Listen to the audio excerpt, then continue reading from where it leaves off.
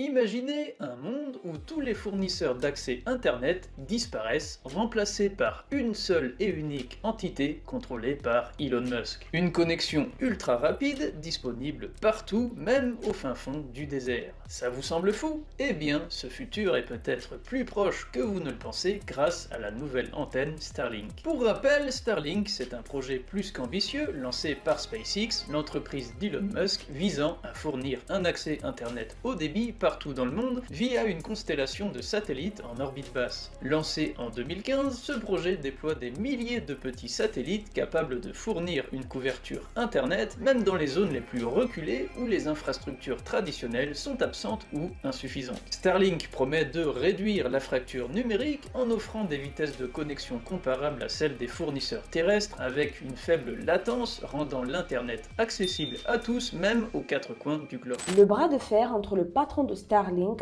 Elon Musk, et l'Afrique du Sud au sujet de l'échec du lancement de la société dans le pays découle des lois nationales sur l'émancipation des Noirs et pourrait être l'un des facteurs à l'origine de la querelle diplomatique entre les États-Unis et le pays le plus industrialisé d'Afrique. À ses plus de 219 millions d'adeptes sur sa plateforme de médias sociaux X, M.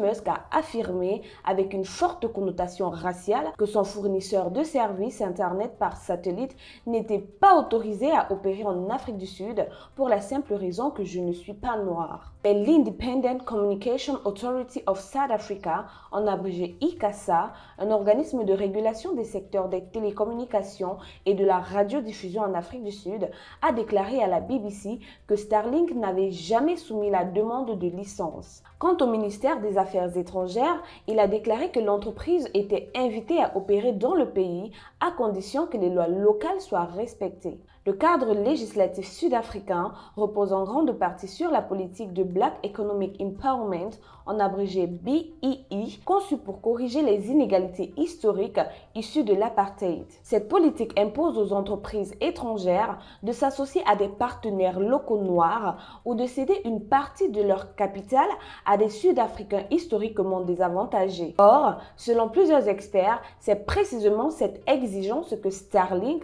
aurait refusé de satisfaire, ce qui expliquerait son absence de démarche officielle auprès de l'ICASA. De leur côté, certains analystes estiment que la déclaration d'Elon Musk détourne le débat vers une polémique raciale pour masquer un choix stratégique de ne pas se conformer aux régulations locales. D'autres y voient une tentative d'influencer l'opinion publique, tant sud-africaine qu'internationale, en instrumentalisant la question raciale. Cette controverse intervient dans un contexte déjà tendu, alors que les relations entre Pretoria et Washington sont scrutées en raison de divergences sur des dossiers géopolitiques, notamment la guerre en Ukraine et les relations avec la Russie. Dans le même temps, plusieurs pays africains, notamment le Nigeria et le Rwanda, ont déjà accueilli Starlink, saluant l'initiative comme un levier pour améliorer l'accès à Internet dans des zones reculées de leur pays.